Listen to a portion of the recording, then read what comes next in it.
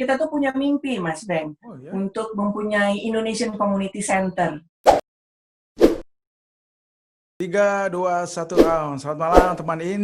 Kembali lagi saya bersama Anda semuanya di Inspirasi Bank, tentunya di Ngobrol Sana Sini. Dan kali ini saya ada istimewa, kita ketemu saudara kita yang saat ini berada di Amerika. Kita langsung aja dari sana. Mbak Ola, selamat malam. Selamat malam Indonesia, selamat pagi di Amerika, Mas Oh iya, Ben. sorry, Apa kabar? kita di malam hari sih masuk di sini. Iya. Hampir 12 jam ya kita ya, range-nya. Iya, hampir ya 11 jam lah, Oh, 11 jam ya. ya. Yes.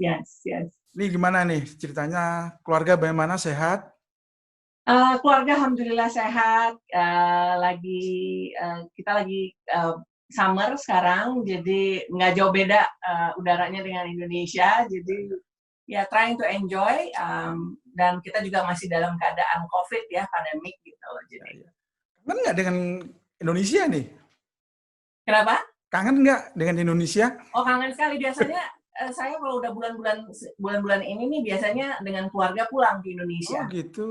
Iya, biasanya kita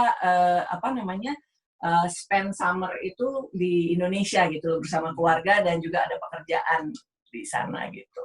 Kalau Mbak Ola sendiri di Indonesia asli dari mana nih, Pak? Saya itu aslinya itu orang Padang, Oh, Minang. Padang, Orang Minang, tapi tinggalnya di Jakarta gitu. Jakarta. Iya. Suami? Suami Suami juga orang Minang. orang mana juga. Saya lihat Tapi kemarin di orang fotonya. lebih Bandung gitu, lebih Sunda Oh gitu, karena iya, dia besarnya di Bandung Bandung. gitu. Kalau istri saya orang Sunda, jadi Oh, mungkin nyambung nanti. Mungkin iya, nanti nyambung kalau ngomong. Kalau suami iya, saya itu nggak bisa ngomong bahasa Padang sama sekali gitu loh. iya. Jadi Sundanya malah yang kencang. Iya Mbak, kita pengen Ya, ngobrol-ngobrol. Saat ini kan banyak pertanyaan dari kita. boleh. Bagaimana sih situasi kondisi warga negara Indonesia saat ini? Mereka pengen tahu kondisi suasananya bagaimana dengan situasi yang saat ini, begitu lah Mbak. Jadi mungkin Mbak Ola bisa bercerita sedikit tentang situasi kondisi warga negara Indonesia yang ada di sana nih Mbak. Heeh. Mungkin saya akan go over sedikit secara generalnya dulu Boleh, boleh, mengenai boleh. masyarakat Indonesia itu bagaimana dan peran-perannya di Amerika, dan nanti mungkin kita baru ke situasi COVID sepertinya Boleh. ya. WNI di seluruh Amerika itu kalau menurut estimasi data dari pihak KBRI di Washington DC sampai dengan bulan Juni lalu itu berjumlah sekitar 142.000 orang. Oh iya, banyak juga Dan ya. warga kita itu di Amerika itu saya rasa dan saya percaya itu sangat produktif dengan beragam profesi ataupun kesibukan. Ya. Ada yang berkecimpungan dalam bidang kemasyarakatan dan non-profit seperti saya, ada yang penggiat seni dan budaya, ada juga yang pengusaha, musisi, dosen, saintis, dan juga yang bekerja dalam bidang hospitality, culinary, dan macam-macam banyak lainnya. Di beberapa negara bagian yang lainnya yang mempunyai banyak industri, kita juga melihat banyak WNI yang terkonsentrasi bekerja di pabrikan atau manufaktur. Selain itu juga, selain orang-orang yang tinggal dan bekerja di sini, banyak juga WNI kita di sini yang merupakan pelajar dan mahasiswa, dan itu berjumlah kurang lebih sekitar 8.000 orang. Dan itu tersebar di seluruh wilayah Amerika, tapi banyaknya itu ada di pantai timur barat dan pantai barat Amerika dan pantai timur Amerika. Sebentar. Terus kalau menurut saya itu satu keunggulan yang saya rasa mengenai orang Indonesia di sini adalah rasa kegotong royongan kita itu yang sangat kuat gitu loh, Sangat Mas. kuat. Bahkan di Amerika belum ada ya sistem gotong royong. Iya, jadi kalau saya ngelihat orang Amerika tuh lebih individualistik ya gitu loh. Saya lu gitu loh. Kalau kita itu masih ada gitu loh rasanya yang pengen nolong, kalau misalnya kebersatuan itu tuh masih ada gitu loh.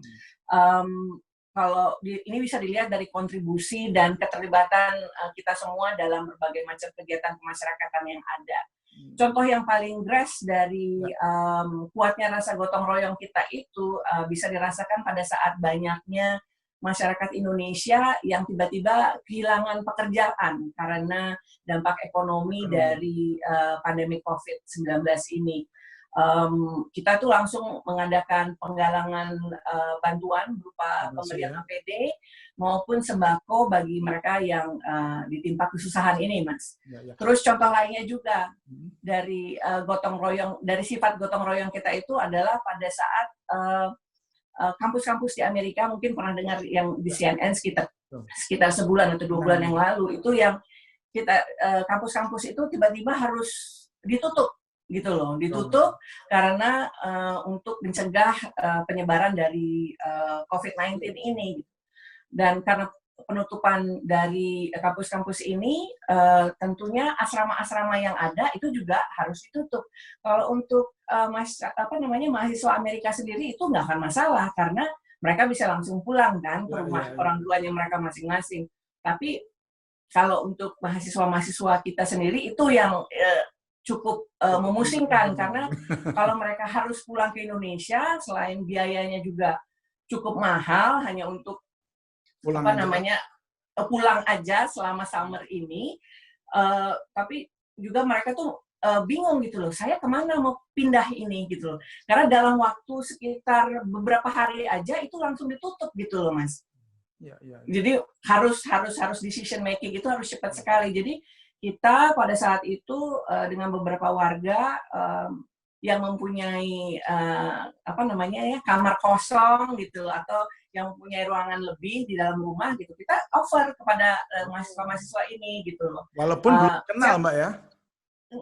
Padahal kita belum kenal semua gitu loh, tapi we are open gitu loh. We are open for all Indonesian student yang membutuhkan bantuan ini gitu loh. Jadi kita bilangin siapapun itu kalau misalnya mau kabarin si A, B, C, ini kita buka.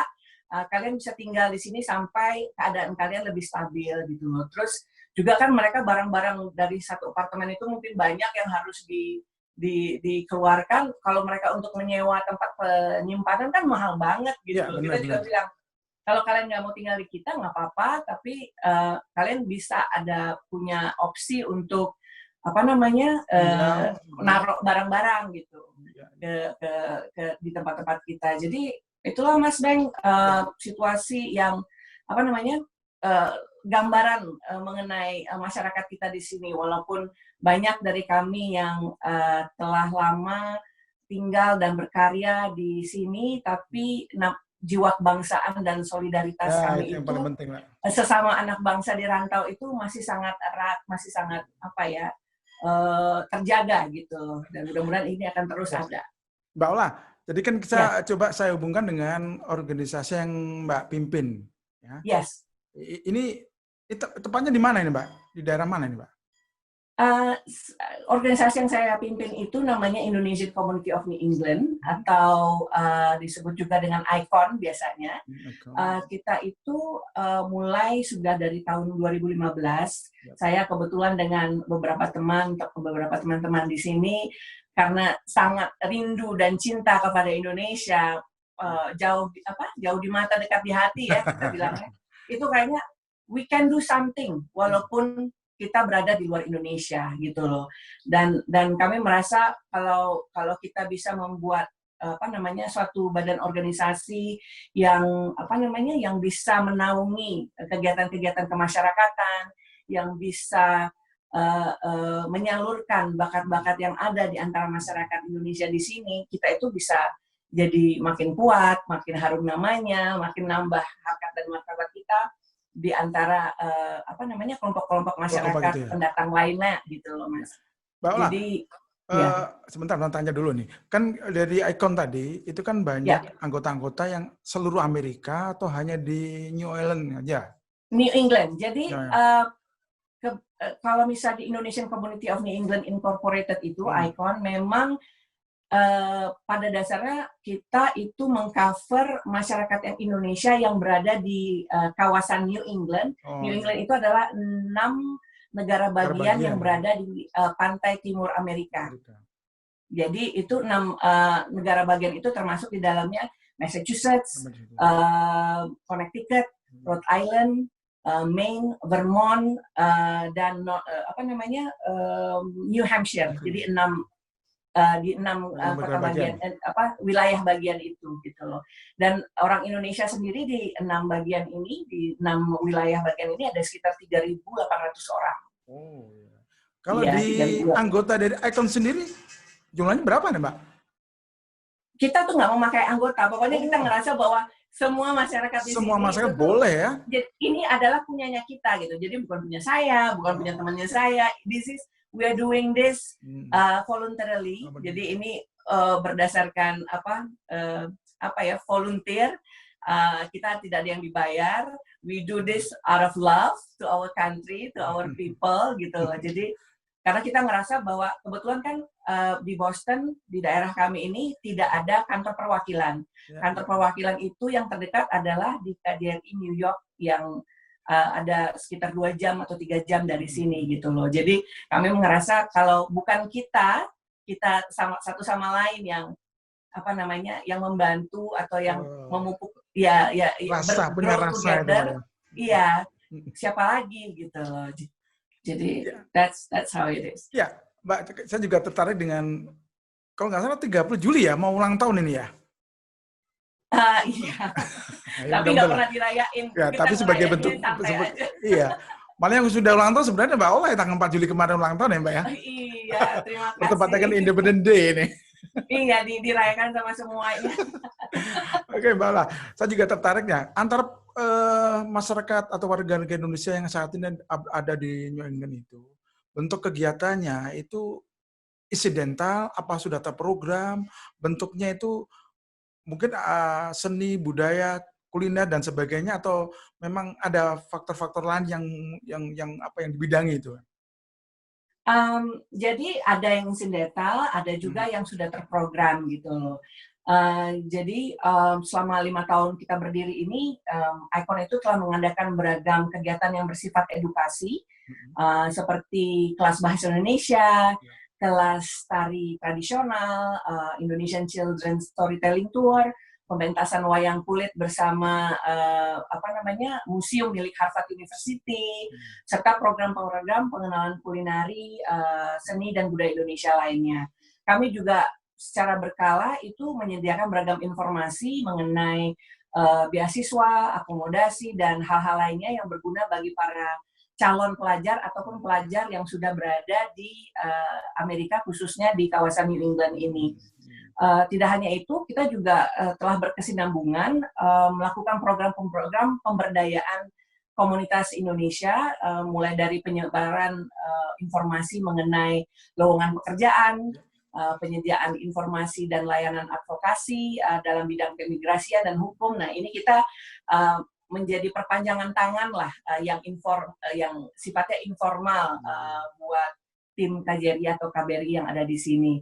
Kami juga melakukan sharing session dengan Indonesian Opinion Leaders, Bazar Makanan Indonesia. Nah, ini yang selalu rame nih, Bazar Makanan Indonesia, kegiatan-kegiatan amal, dan beberapa perayaan komunitas tahunan seperti New England Indonesian Festival bersama teman-teman kita di Permias, dan juga perayaan 17. Nah, ini sayangnya ini 17 Agustusan kita yang ke depan ini, yang tahun ini sepertinya tidak bisa dirayakan rame-rame gitu loh. Biasanya itu bisa ratusan orang yang datang dari semua wilayah ini gitu loh. Agak sedih juga sebenarnya, karena kalau mau kita lakukan nanti kena ini kita sama polisi. Mbak Ola, selama ini yang sudah dilakukan di kegiatan-kegiatan dari Icon ini, orang sana sendiri melihat apa yang disampaikan, apa yang diperkenalkan, apa yang ditampilkan, itu bagaimana ini? Ya. Kesan mereka itu? Sangat positif sekali ya, sangat positif sekali dan cukup membanggakan buat kami gitu loh. Jadi misalnya aja kita itu suka diundang oleh pihak Harvard atau pihak pemerintah lokal di sini untuk melakukan program-program bersama dengan mereka gitu loh. Jadi kami kadang suka merasa, aduh siapa sih kita gitu loh, siapa sih kita, organisasi kecil, organisasi kemasyarakatan, tapi bisa bekerja sama dengan institusi-institusi yang berkaliber dunia seperti ini. Jadi kami juga banyak belajar dari mereka, Yep. tapi kita juga bisa mempromosikan seni dan budaya kita ke mereka dan menunjukkan bahwa orang-orang Indonesia di sini itu oke-oke loh gitu loh. Oke-oke, kita tuh banyak yang pinter-pinter di sini, banyak yang apa ya, bright minds deh, bright mind gitu, yang I'm so happy to be with them gitu loh, yang kita bisa salurkan bersama gitu loh. Ya itu juga, itulah satunya visi dari Icon ini adalah satu itu adalah mewujudkan komunitas Indonesia yang lebih baik, bersatu dan produktif tanpa memandang etnis, latar belakang, sosioekonomi maupun agama. Jadi we are open for all Indonesian. Semuanya bisa masuk sana ya? Bisa gitu loh. Jadi saya selalu bilang gitu loh, kalau misalnya dari Facebooknya kita, di website kita bahwa this is ours gitu. Ini adalah milik kita bersama. Jadi ayo kembangkan, ayo gunakan ini karena kita adalah organisasi yang organisasi nirlaba yang tercatat resmi di pemerintahan. Karena di sini kan semuanya ada prosedur ya. Jadi kita resmi, kita bisa melakukan apa yang kita anggap positif dan yang tidak hanya buat masyarakat kita, tapi juga masyarakat di lokal gitu. Dan selain itu juga visi kita itu adalah kita tuh punya mimpi, Mas Ben, untuk mempunyai Indonesian Community Center. Jadi bentuknya apa nih, Mbak? Bentuknya apa, Mbak? Jadi Indonesia Community Center itu yang kita kepikiran itu adalah suatu tempat di mana kita itu mempunyai pusat kegiatan masyarakat Indonesia dan pusat informasi mengenai segala hal yang mengenai Indonesia gitu loh. Jadi bisa terbayangkan, Mas, kalau misalnya kita itu punya satu tempat yang kita bisa sebut rumah kita gitu loh. Rumah semua masyarakat di sini, tempat anak-anak Indonesia yang udah lahir dari sini tapi nggak tahu Indonesia itu seperti apa sih? Gitu ya. Jadi mereka tuh bisa pergi ke sana gitu loh untuk belajar mengenai hal apapun mengenai Indonesia, dan kita bisa pakai juga untuk tempat-tempat perayaan keagamaan, tempat belajar ngaji, tempat belajar kebaktian, segala macam, tempat untuk getting married secara Indonesia karena kita nggak punya seperti itu. Dan juga kita bisa buat tempat yang kami mimpikan itu punya koperasi gitu loh, punya tempat di mana orang-orang Indonesia mungkin yang baru datang di sini tapi mereka nggak akan lama kok di sini, ngapain mereka harus beli yang barang-barang yang sebenarnya mereka bisa dapatkan secara murah dari mungkin orang-orang yang sudah tidak menggunakan lagi gitu loh ya, jaket atau segala macam. Dan bantuan juga kepada tadi mungkin menyambung kepada talenta-talenta Indonesia yang ada di sini, orang-orang yang misalnya lawyer, guru, yang accountant, mungkin kami bisa ajak untuk gantian satu kali seminggu mereka itu ngebantuin masyarakat Indonesia siapapun itu yang datang untuk ajarin tuh caranya gimana untuk berbagi ya, Pak ya. Jadi berbagi karena banyak juga orang Indonesia di sini kan yang nggak bisa, misalnya yang nggak comfortable gitu ngomong bahasa Inggris.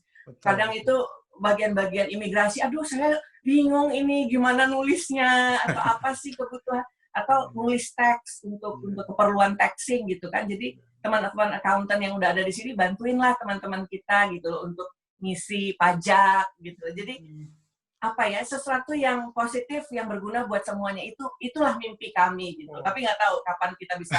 Tapi selama ini kan proses arah ke sana kan sudah, Mbak, sudah dilakukan walaupun masih secara formal masih belum ya. Iya, jadi kita melakukan itu bukan di satu tempat gitu. Jadi kita masih menyewa satu tempat yang lain atau minjem. Jadi whatever it takes deh gitu loh. Jadi sangat akan baik sekali kalau nantinya jika tempat ini kita bisa ada gitu loh. Karena ada istilahnya ada perhatian nggak dari pemerintah yang terwakili di sana ini, Pak, terhadap apa yang dilakukan teman-teman warga negara Indonesia di Amerika nih, Mbak? Oh iya, kita itu saya sangat apresiatif sekali dengan perhatian dari pihak-pihak KJRI maupun KBRI dari kita di sini gitu loh, yang sangat membantu, sangat perhatian atas masyarakat Indonesia di sini gitu. Kapanpun kita ada kebutuhan atau masalah gitu, kita bisa ngomong ke mereka gitu. Dan mereka juga punya hotline number yang kita bisa hubungin kalau misalnya ada urusan-urusan yang tidak bisa diurusi oleh otoritas setempat misalnya gitu. Jadi sangat saya appreciate sekali dengan perhatian dan bantuan dari KJRI seperti itu. Ya, tadi kan ada satu yang menarik karena saya hubungkan dengan KBRI karena apa? Program yang belum berjalan terus sebagai media center tadi terhadap warga Indonesia di sana tanpa bantuan dari KBRI sendiri kan juga ibaratnya ya kurang secepatnya kan kurang ini. Tapi dengan kehadiran teman-teman yang ada di sana menurut kami juga istimewa bukan main ini ya. Dan jadi makanya itu program-program yang kita lakukan itu kayak coba nabung 1 sen gitu loh Mas. Ya. Karena ya kita juga mengharapkan sponsor apa segala macam, tapi ya itu everything punya harus dilaluin satu step by step gitu loh. Karena kalau misalnya kita juga mengharapkan dari pihak pemerintah di sini untuk membelikan, kan nggak mungkin juga gitu loh, karena that's gonna be a lot gitu, atau bantu menyewakan itu tuh akan a lot gitu. Jadi ya kita coba aja lah kapan bisa, mungkin another 2 years, 5 years gitu, atau 10 years baru kita bisa punya Indonesian Community Center ini, saya nggak tahu. Atau mungkin nanti ada yang dengar cerita ini dari podcastnya Mas Beng, ada pengusaha Indonesia mungkin yang bisa menyumbang gitu loh. Kita sih nggak masalah namanya ditaruh di situ, nggak masalah, pokoknya kita dapat Indonesian Community Center ini. Karena that's itu tuh nggak ada selama ini di Amerika ini gitu loh. Kalaupun ada community center biasanya itu ada di kantor KJRI atau kantor KBRI. Jadi Indonesian Community Center yang benar-benar diadakan dan di manage oleh masyarakat sendiri, itu tuh belum ada di Amerika. Dan itulah cita-cita kita kalau bisa di salah satu negara bagian ini, yang 6 ini kita ada satu gitu loh. Karena kebetulan yang 6 negara bagian ini tetanggaan semua gitu loh. Jadi sejam aja udah nyampe ke Massachusetts, ke New Hampshire, sekitar 50 menit udah nyampe di Rhode Island. Jadi kita tuh cukup dekat gitu loh, Mas. Ya mudah-mudahan aja nih, Mbak. Ini satu yang menarik untuk sebagai komunikasi di antara warga negara Indonesia yang baru masuk atau sudah lama di sana, sebagai jembatan komunikasi juga terhadap pemerintah yang ada di sana juga, Mbak ya. Benar. Nah, konsep ke depan ini, apakah tidak terlepas boleh dikatakan mungkin politik juga sih ya. Antara politik juga. Apakah ini nanti juga sebagai media, mohon maaf, artinya media untuk sebagai komunikan mereka bila ada sesuatu yang berbanding politik, mereka juga media center itu juga apakah sebagai bagian untuk mereka terjun di sana juga nih? Ataukah sebagai seni budaya? Karena kita itu adalah organisasi nirlaba yang sudah diakui oleh pemerintah di sini, kita itu tidak bisa berhubungan sama politik sama sekali. Tidak bisa mendukung politik di sini ataupun politik di dan saya rasa itu cukup fair gitu loh, karena kita pengennya kita itu bisa mencakup semuanya, tidak ada pengotakan si ini si itu gitu loh yang mengikuti partai ini atau partai itu. We are for all gitu loh, we are one for all gitu loh. Jadi begitu gitu loh. Ada yang menarik, Mbak, yang mengganjal di hati saya nih. Jadi landasan dasar apa Mbak Ola sama teman-teman yang punya gagasan sangat-sangat bagus ini, itu menjadi Indonesian Community Center ini. Landasan dasar apa? Apakah banyak warga negara Indonesia yang di sana masih kurang terjalin komunikasi, ataukah minim informasi, ataukah kurang kepedulian dari, mohon maaf, pemerintah, atau sebaliknya? Kok landasan dasar apa yang membuat teman-teman khususnya Mbak Ola pengen mendirikan punya mimpi yang cukup bagus kali ini? Itu tadi kita ingin mempunyai satu tempat di mana kita bisa mengatakan itu adalah rumah kita, gitu loh. Di mana kita bisa kayak Mekahnya kita gitu loh, Mekahnya orang Indonesia di sini gitu loh. Kita bisa datang ke sana, kita bisa melakukan apapun itu yang bersifat positif yang dapat memberikan tambahan kebaikan kepada masing-masing dari kita semua gitu loh. Kita juga ngerasa bahwa karena kebetulan di sini kita tuh kurang sekali ada restoran Indonesia gitu loh. Ada 2 di New Hampshire, di negara bagian New Hampshire, tapi di negara bagian yang lain tuh nggak ada. Gitu. Ada ya. Kita tuh sampai kepikiran selain yang tadi yang saya disebutkan sebelumnya, yang apa yang kita bisa lakukan di Indonesian Community Center ini, misalnya tiap Sabtu atau Minggu kita pengen mengundang ibu-ibu rumah tangga yang pintar masak itu untuk coba menyalurkan hobinya itu untuk mendapatkan tambahan biaya untuk dapur rumah gitu. Iya. Jadi mereka itu bisa jualan tiap hari Sabtu atau Minggu, orang Indonesianya datang ke situ untuk belanja gitu loh. Dan kan juga nggak akan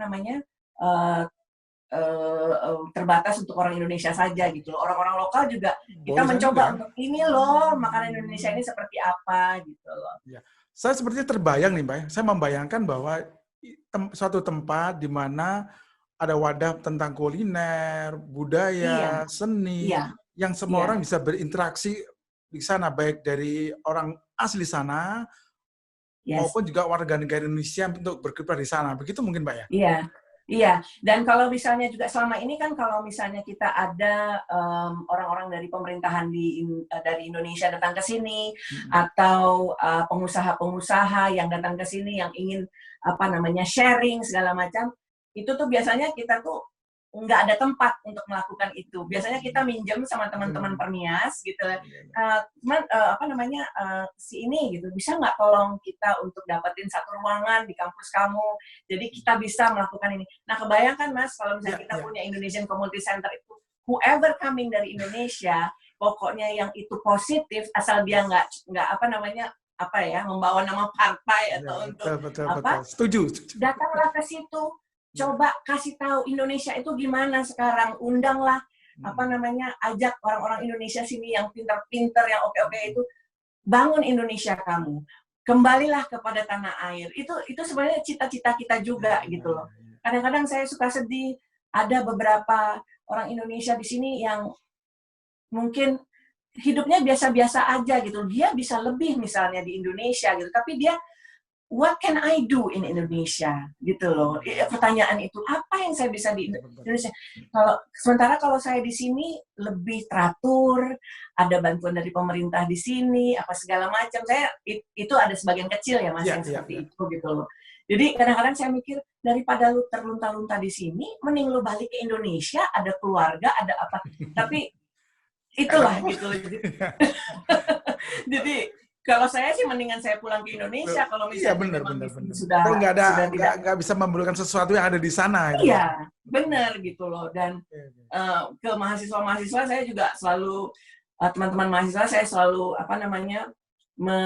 mengencourage mereka, carilah kesempatan yang banyak di sini, belajarlah dari orang-orang pintar di sini. Karena kebetulan Massachusetts itu adalah pusat edukasi dunia. Di sini ada Harvard, di sini ada MIT, di Connecticut ada Yale. Jadi kita itu adalah pusat edukasi dunia yang sangat bergengsi. Bergengsi, benar. Jadi pakaikanlah kesempatan yang ada ini untuk menimba ilmu, mencari koneksi ke orang-orang yang yang bisa kedepannya nanti membantu kamu dan akhirnya yang bisa nanti dipakaikan ilmu itu atau kesempatan itu di Indonesia gitu. Itu mimpi yang gimana ya? Saya tuh sekarang suka I have so many dream gitu ya yang pengen dilakukan gitu loh, tapi ya itulah mudah-mudahan. Iya, insya Allah step by step, sedikit demi sedikit. Pasti ada jalan. Iya, sedikit demi sedikit. Sebelum kita udah nggak terasa hampir 30 menit nih. Oh iya. Enak sekali. Sebenarnya banyak yang sama sekali.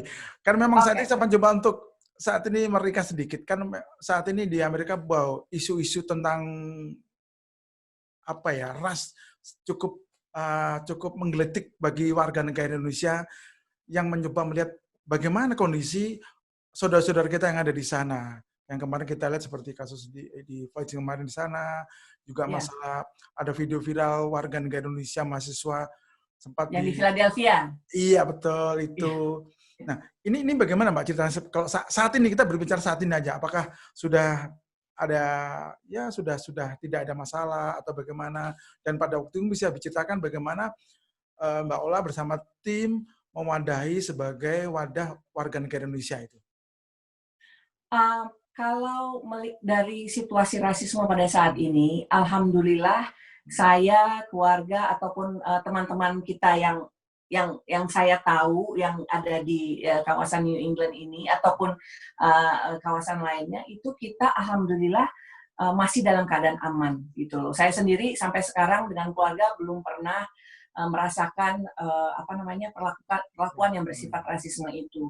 Namun dengan kondisi isu rasisme yang makin meningkat dan gejolak aksi unjuk rasa yang makin banyak ini di Amerika, itu mungkin Mas Beng tahu yang mengenai George Floyd yang di Minneapolis yang meninggal oleh kebrutalan salah satu polisinya gitu. Itu kan gara-gara itu bulan itu makin banyak orang yang Black Lives Matter, ini mengenai tidak bisa lagi terjadi systematic racism gitu loh yang udah ada terbentuk di Amerika ini gitu loh.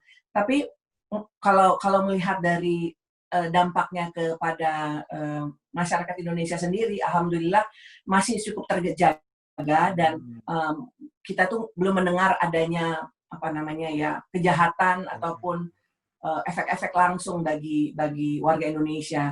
Dan yang cukup juga harus kita appreciate juga adalah effort dari KJRI dan KBRI untuk selalu melindungi warga Indonesia di sini gitu loh. Itu saya sangat appreciate sekali gitu loh. Mereka memastikan keamanan dan keselamatan warga negara Indonesia di sini dengan selalu melakukan pertemuan-pertemuan rutin secara daring gitu ya dengan pemimpin agama, dengan berbagai macam tokoh masyarakat, organisasi-organisasi seperti ICON gitu loh, dan mahasiswa untuk memberikan arahan-arahan, memberikan informasi-informasi yang nantinya kami ini dapat menyebarkan kepada masyarakat di daerah, di wilayah-wilayah kami sendiri gitu loh.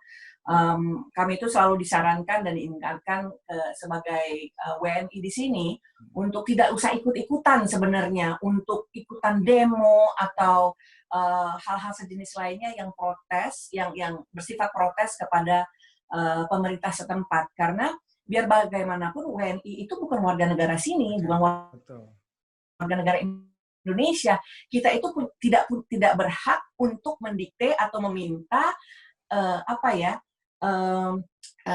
hal-hal yang sebenarnya kepentingannya adalah untuk negara Amerika gitu loh. Jadi takutnya nanti kan kalau misalnya ada yang tertangkap gitu loh Mas, WNI di sini yang tertangkap oleh pihak polisi pada saat demo, itu bisa saja visanya mereka dicabut, diusir dari Amerika, jadi kan berabe gitu loh. Ya kebayang aja besar, ya kalau misalnya, kebayang aja kalau kita di Indonesia warga negara asing protes gitu loh mengenai kita gitu kan, kita juga nggak suka dengarnya gitu loh. Jadi ya itu alhamdulillah sekarang masih bisa terjaga walaupun memang kita tidak merasa comfortable gitu loh Mas. Gitu. Kita tidak merasa comfortable dengan situasi ini. Gitu. Ya. Mungkin pertanyaan terakhir ini Mbak. Ya. Saya coba kembali lagi di masalah COVID-19. Kita tahu saat ini Amerika Serikat menduduki nomor 1 tentang COVID-19 ini. Hampir 4 juta lebih masyarakat sudah terkena di sana. Nah ini informasi yang terakhir kalau nggak salah 38 warga negara Indonesia juga terjangkit masalah COVID. Mudah-mudahan tidak bertambah ya, mudah-mudahan aja. Nah saat ini kok untuk mengkomunikasikan di antara warga negara Indonesia, terus bagaimana situasi kondisi saat ini tentang masalah COVID-19 terhadap warga negara yang di sana gimana nih Mbak? Kita itu selalu mendapatkan informasi yang dari mulai awal COVID ini menyebar di Amerika pada bulan starting end of January tahun ini, itu tuh pihak KJRI dan KBRI itu tiap hari memberikan himbauan-himbauan kepada masyarakat Indonesia, disampaikan kepada kami, terus nanti kami sebarkan lagi ke seluruhnya.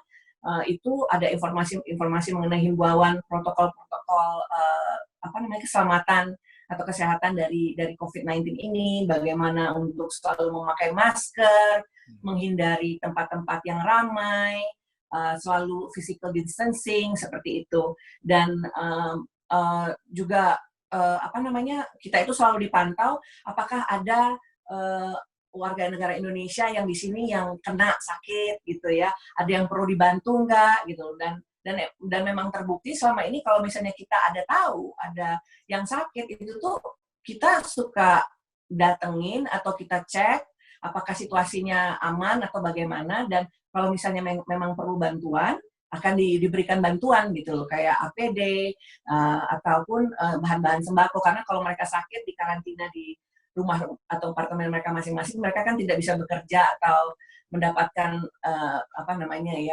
uang untuk kehidupan sehari-hari. Jadi itu gitu loh, dibantu, sangat-sangat terbantu sekali gitu loh. Dan itu kembali lagi KJRI, KBRI, dan simpul-simpul masyarakat di sini tuh sangat bersatu padu, sangat gotong royong untuk melakukan apa yang kita bisa untuk masyarakat Indonesia di sini.